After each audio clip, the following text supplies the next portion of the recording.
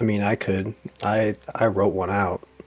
Oh, He was looking forward to doing this all week, so yeah, just let him do it. that's yeah, great. Go for it.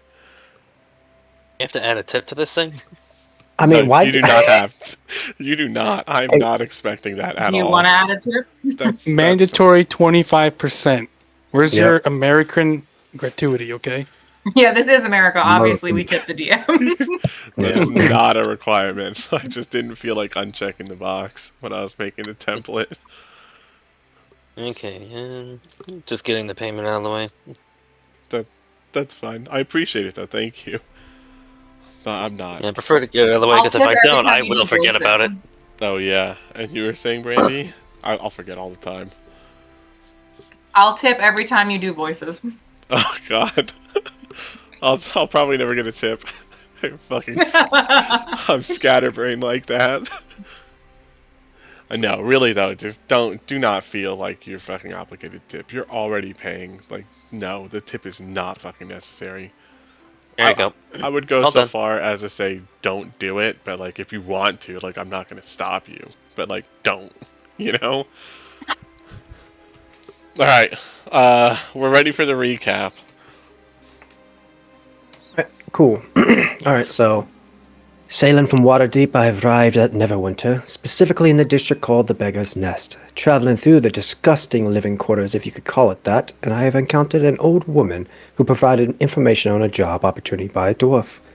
With a quick cleansing of her dirty hands, I paid my debt and proceeded towards the Shiny Serpent Inn, where I met an alcoholic called Jevin Garvis. After speaking with the dwarf called Gundren Rockseeker, he offered both me and the alcoholic the job with a reward of 10 gold pieces per person. Due to his wild nature, the barbarian opted to sleep outside of the town, and so the party met up at the wagon in the morning. Due to a sudden development, Gundren and Sodar headed off ahead of the group towards Phandelver. After traveling, we have arrived at a trail that leads towards Phandelver, but surprisingly, 2 random dead horses that I have definitely never seen before was found. After we carefully looked around the area, the strange, gloomy woman noticed the goblins, with her acute attention to detail. However, the barbarian just charged into a bush, and suddenly a horrible screech came from the direction and blood splattered outside the bush. Then, with my unparalleled talent, I used the alcoholic as a shield from the arrows, which he faithfully fulfilled his duty twice. Of course, Of course, he also ended up charging into the bush and slayed the other goblin besides the barbarian. Then the team ended up taking out a total of 4 goblins and successfully fulfilling our duty of defending the wagon. After my wonderful leadership, I led Corvina into looting the corpses of the felled goblins, and then we took a short rest because Jevin wanted to be lazy. However, these adventurers decided on being heroes and wanted to follow the tracks of the goblins towards what we can assume to be their hideout. With the trap finder leading the way by triggering them, we successfully found the location where the trail leads to. And there you go. Yep. Alright, I will You say set a really high bar for recap. You better hope Jevin doesn't ever hear that journal of yours. Oh yeah, you're right. Kymer's been taking a lot of notes. Also, side note, if you like taking notes, Obsidian I would highly recommend. I've been using that. It's amazing. Oh, I've even fucking seen that on TikTok actually. It does seem pretty useful. Yeah. It's pretty cool. But I can't take notes. You are DMing. I say that You are as- the note. Yeah. But like half of my whole like fucking notebook that I have for notes is already full. It's a Yeah. it's a 5x8 80 sheet fucking notepad and like it's half full. But like, you know, I've run with this book I've run 1, 2, 3, 4, 5, and this will be 6. So I'm running 6 campaigns with this book so far. And so, you know, some of them took a couple of years, and there was a lot of crimes that I had to make people account for in one of them. Like I have, Of course. like a whole page is just dedicated to all the crimes that the players committed in like one city in Curse of Strahd. And there was like 3 or 4 of them, so they had to fucking, I interrogated them.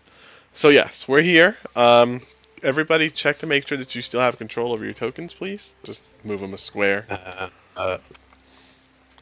Yes. It Look, seems I the- do. Good deal. All good. We like to see that. We're happy to hear it. Great. So, following the Goblin's trail, you come across a large cave in a hillside 5 miles from the scene of the ambush. A shallow stream flows out of the cave mouth, which is screened by dense briar thickets to the east. A narrow, dry path leads into the cave on the right-hand side of the stream, so also the east. And now it's up to you guys. Well, it looks like the tracks lead this way. This is a good time to mention. You don't always have to just do things in a neutral state, right? So, like, let's say you just wanted to charge into this cave, right? Just whole hog.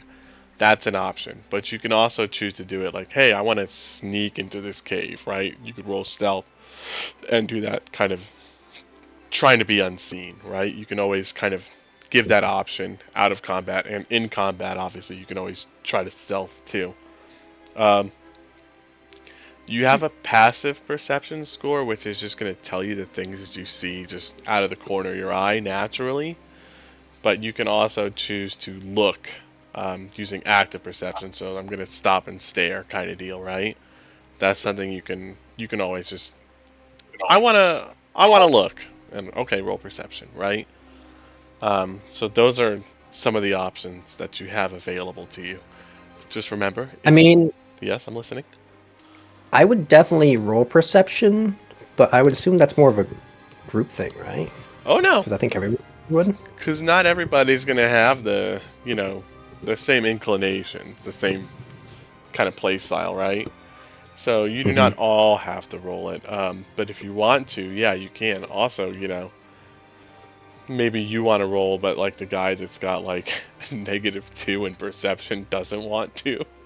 That's fine too. Yeah, I have a 0, which is why I'm like, Well, it's not like you're losing anything, at least. true. Yeah, I want to roll to see if any of the tracks that we were following lead to this side, so we can if there's any trap set up, basically again. Okay, yeah. So you want to check for traps? Go ahead and give me your perception.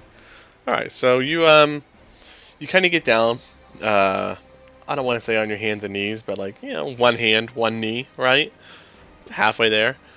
You put your head on the ground sideways, and you start looking. Squinting your eyes. You're moving back and forth. It just kind of looks like you're wiggling there in this weird position. And so you're looking through all the blades of grass just kind of in front of you, checking for any signs of disturbance, where like a wire would be crossed, or where there's a big depression for like a pitfall, or just kind of any sort of markers that would show you to kind of be wary of traps. And you spend a little bit of time doing this unmolested, right? And at the end of it, you come to the conclusion that this is a pretty safe area right now. There at least aren't any traps here in front of you. Oh, I meant like ambush traps, because the goblins on the carriage was like ambushing. That makes a little bit more sense. So here, I should have clarified that better, but no, you're fine. It'll go for both things anyway. As for ambushes, right? So again, you're looking around. You see a lot of footprints, which possibly could indicate that there would be an ambush here, but none of them seem particularly recent. And even the more recent ones are going away rather than kind of coming back or standing guard. You do notice, let's see here, 5, 10, 15, about 30 feet away, that there is kind of on the dry area on the east side, right by the cave entrance, over here. like right here. Yes, exactly. You Okay. do notice that the ground over there seems very well traveled, but nothing that would indicate that there is anything lying in wait. Although you would have, what's the word I'm thinking of? Suspicion. Yeah, you'd have suspicion, right? Just due to kind of the way that the thicket is on your eastern side. You look. There's only like 5 feet of open space, and that thicket's kind of taking up 15, 20 feet when the side that you're on is pretty open. So you would have the intelligence, I suppose, to kind of register that probably if there was going to be an ambush, it would either come from inside the cave or the inside of that thicket, assuming that there is an inside. Okay, so Chimer would get up and he'd like, well, it seems like the path that we're currently on, it hasn't been used recently, but the path over by the entrance to the cave, points at it, is been traveled from this point of view anyways. All Yeah, right. that's-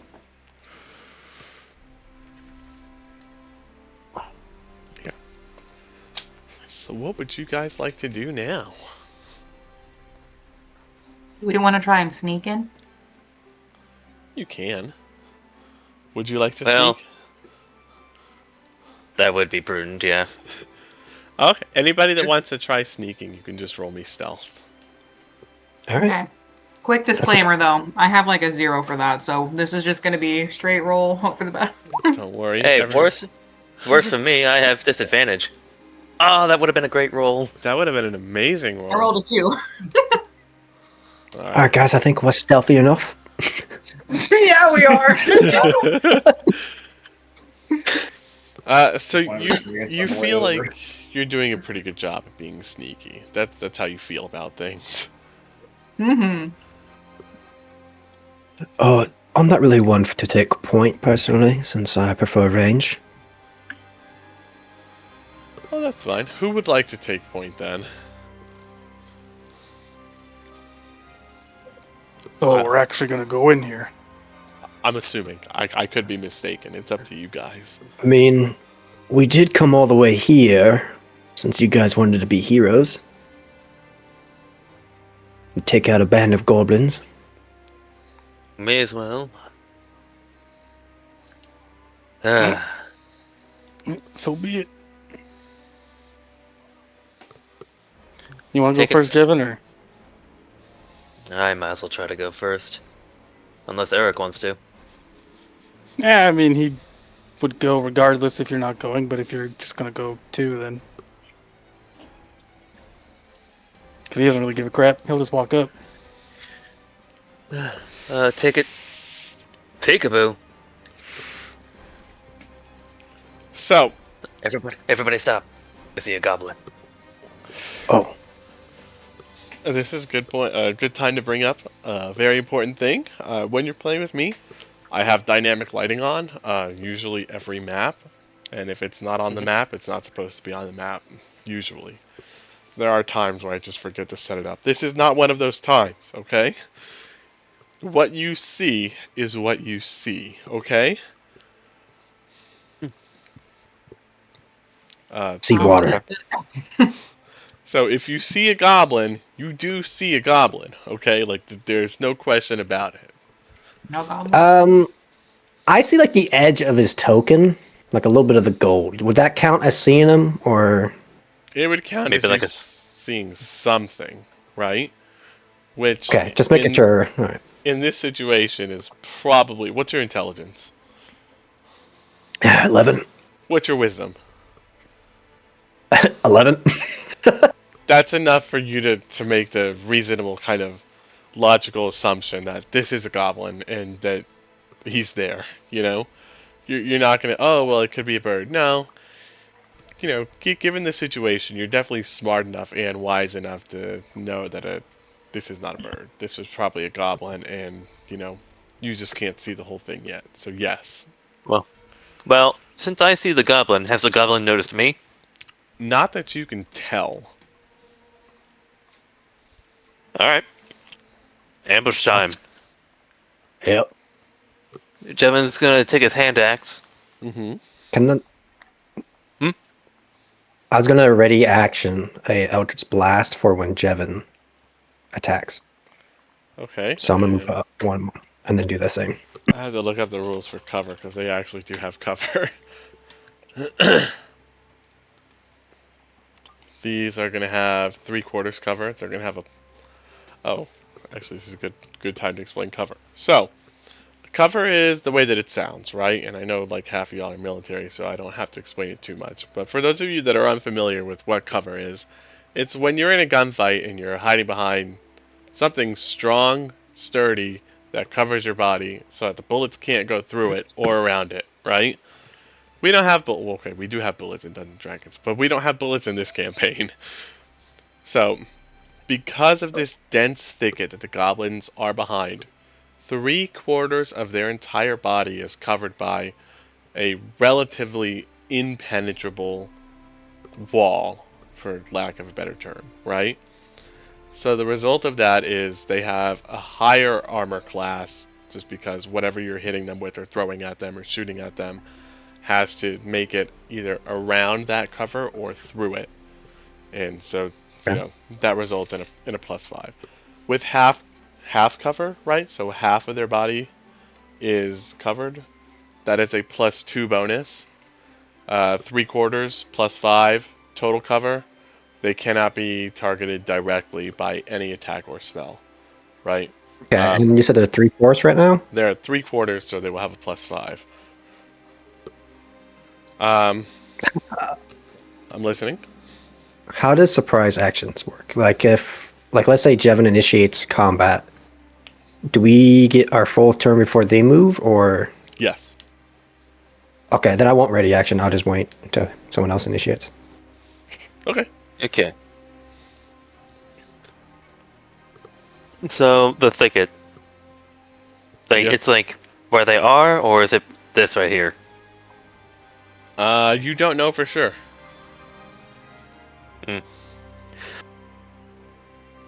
Well, he's gonna take another step up, and he's gonna tell the guys he sees something else too. Might be another goblin, and he's gonna get his hand axe, and just looks to everyone, basically saying, "Ready?" Ready? As ready as ever. And well, imagine if the goblin saw me, it would attack me. So would I have advantage if it's like not aware of me? You have advantage since it's not aware of you.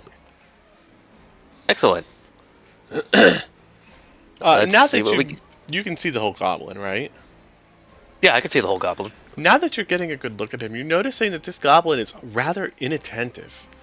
It's the equivalent of like a security guard playing dice or dominoes instead of looking at the monitors. These goblins, or at least the one that you can see, is not doing its job. He's completely slacking off, as goblins, typically do. I smell an opportunity. Hey guys, that goblin seems really freaking lazy. I want to bet money the other one might be too. This could probably allow us to get a better position. But let's keep an eye on them.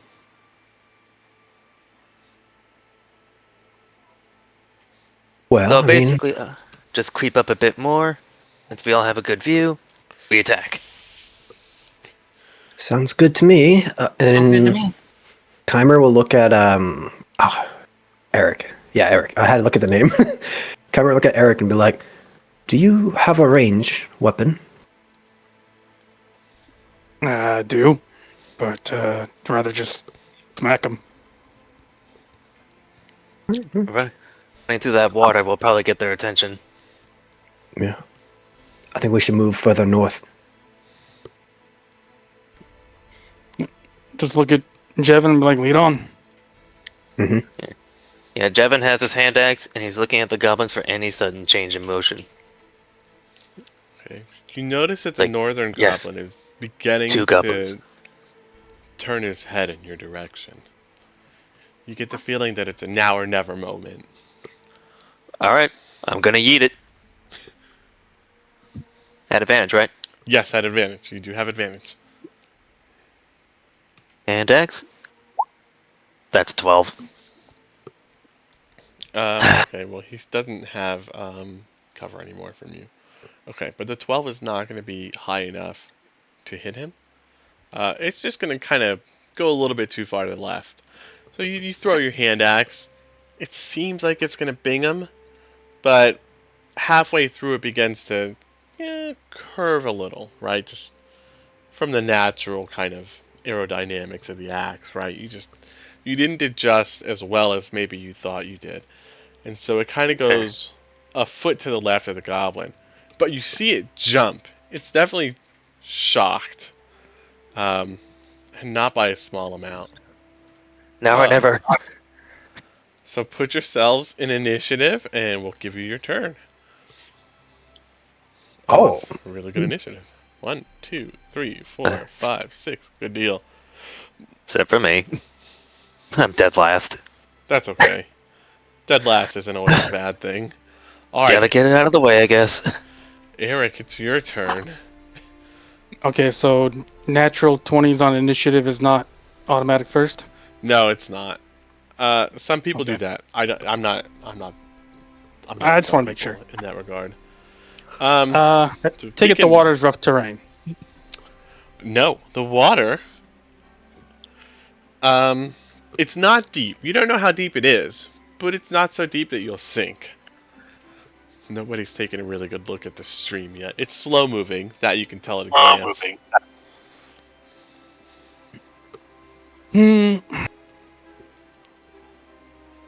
Guess I'll try crossing it, Okay. because why not? So, just let me know if anything happens. So as you plunge into the slow moving stream, you go down to almost. Wait, how tall are you? He's 6'4". Yeah. Below your knees. This is maybe a 2 foot deep. I feel like that doesn't make anatomical sense, but we're gonna run with it. This is a roughly 2 foot deep stream, kind of flowing slowly out. It's bitterly cold, but it does not impede your movement to any kind of measurable metric. And so you cross the stream without issue. And standing before you in the dense thicket, are 2 goblins who are scrambling to prepare themselves for this imminent combat that they're about to get into. Cool. As soon as he finishes crossing the stream, he's just gonna charge in, I like it. and then he's gonna take a swing at this dude. I like that too. Give me a second. I gotta remember how this all works. Take off rage because he's not raging yet. The Great song, X. the song that we're playing right now is "Terror in the Woods." I thought it was fitting. So you swing. Wait, are you going to swing up and down or left and right? He'd probably be going up down. All right. So, dragging your great axe behind you, you come within 5 feet of the goblin, and you bring it up behind your back and slam it down on the goblin as you're coming to a stop. You deal very noticeable critical damage to this goblin. It has no chance to fight against you. The moment that you're crashing down on it with your great axe, it's desperately trying to grab its scimitar and raise its shield, but it is just not fast enough. And you cleave its hand off and one of its legs. It dies very shortly thereafter due to blood loss and massive trauma. Good job. Yes, a barbarian runs into the bush and another scream. Yeah. There is another. Yeah, you just hear it. Same thing. And it continues on for a couple seconds before it finally ends. Oh boy. And he'll just look at that one and be like, "You're next." I like And I'll it. stand my turn. From there, we'll give it to Corvina. Oh, wait. Give me a sec.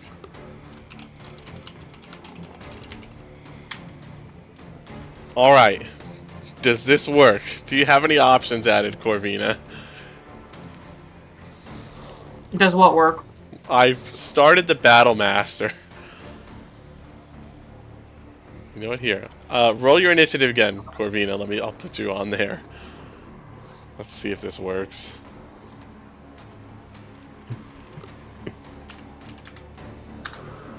Did that do anything for you?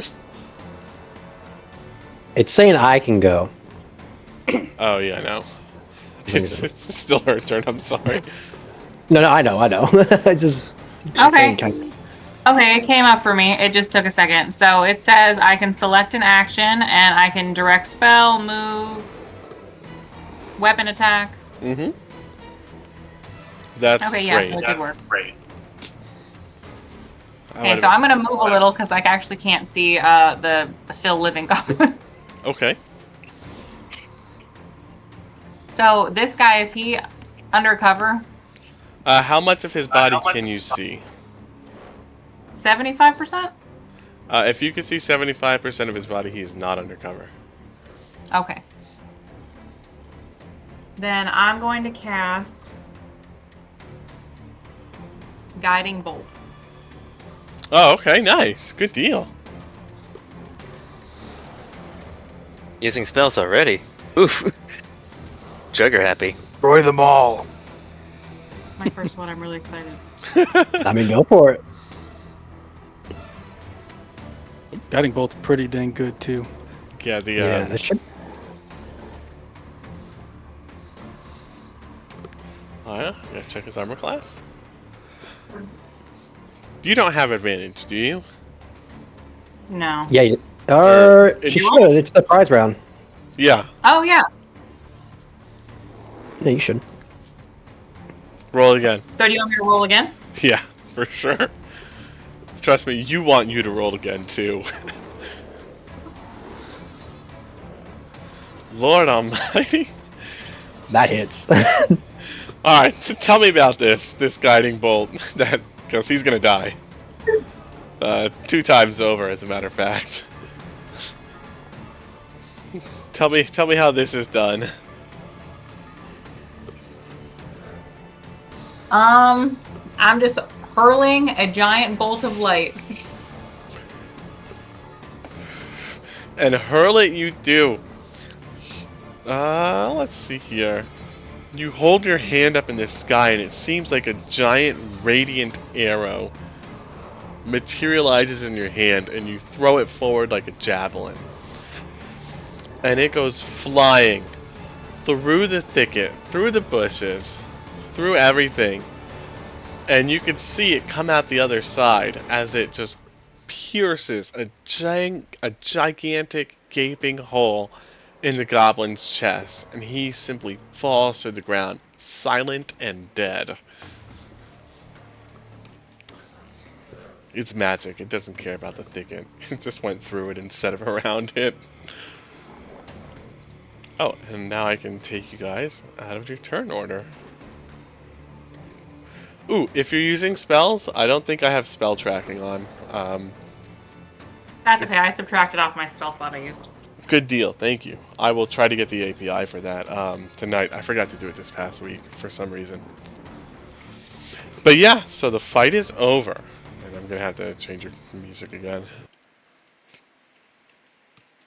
Oh, Underground Lake. That's a good one. Devin's gonna walk over and get his hand axe back. Yep. And get it back, you do. It's very easily grabbed.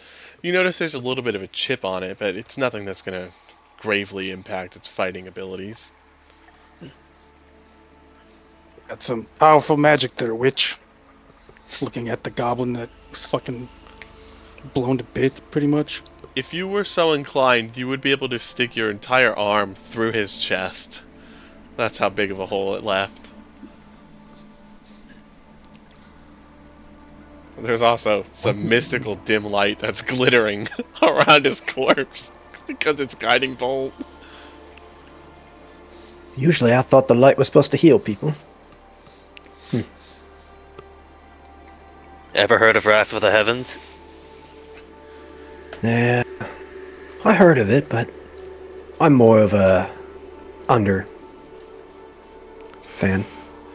So, now that you're over here, you see that on the east side of the stream, flowing from the cave mouth, a small area in the briar thickets has been hollowed out to form a lookout post or blind. Wooden planks flatten out the briars and provide room for guards to lie hidden and watch the area, including the pair of goblins that was previously lurking there. Devin's gonna loot their corpses. Alright, roll me investigation.